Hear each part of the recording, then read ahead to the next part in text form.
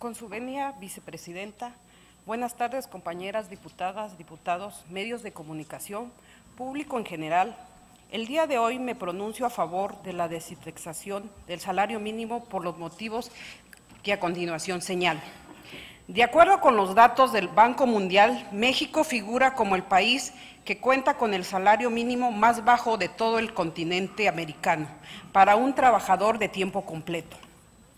Los datos de INEGI señalan que en nuestro país la población ocupada que percibe solo un salario mínimo es del 13.7%, mientras que los empleados que ganan más de 5 salarios mínimos por el mes agruparon apenas el 6.1% de la población.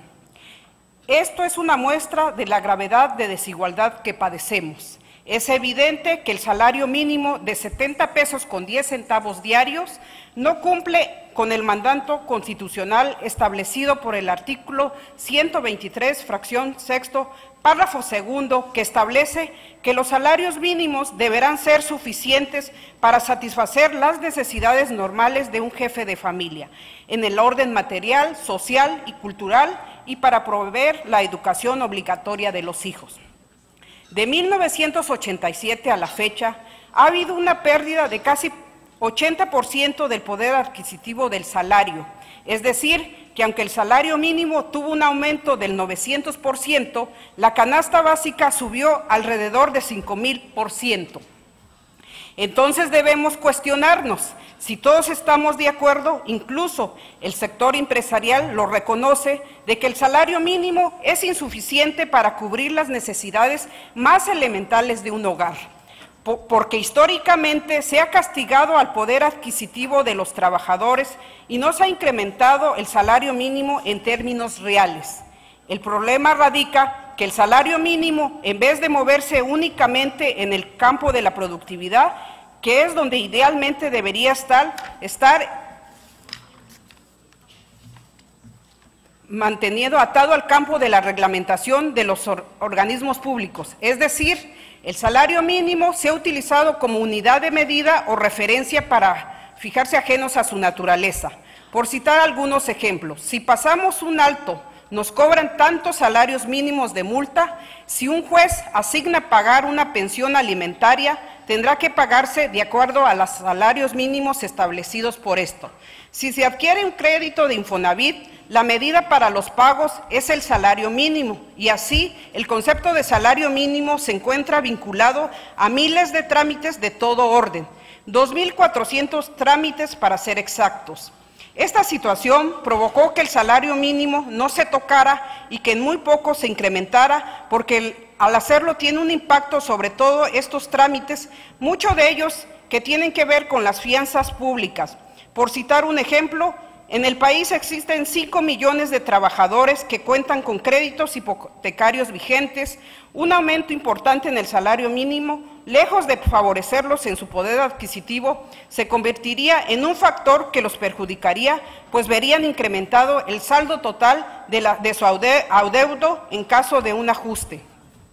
Por lo que la iniciativa del proyecto de decreto por la cual se reforman y adicionan diversas disposiciones de la Constitución Política de los Estados Unidos Mexicanos en materia de la desindexación del salario mínimo, impulsada por la Comisión de Puntos Constitucionales y aprobada el 19 de noviembre de 2015, en la Cámara de Diputados del Honorable Congreso de la Unión, busca romper esa atadura entre el salario mínimo y las 140 leyes que lo contempla como unidad de medida, pues no es esa la finalidad del salario mínimo.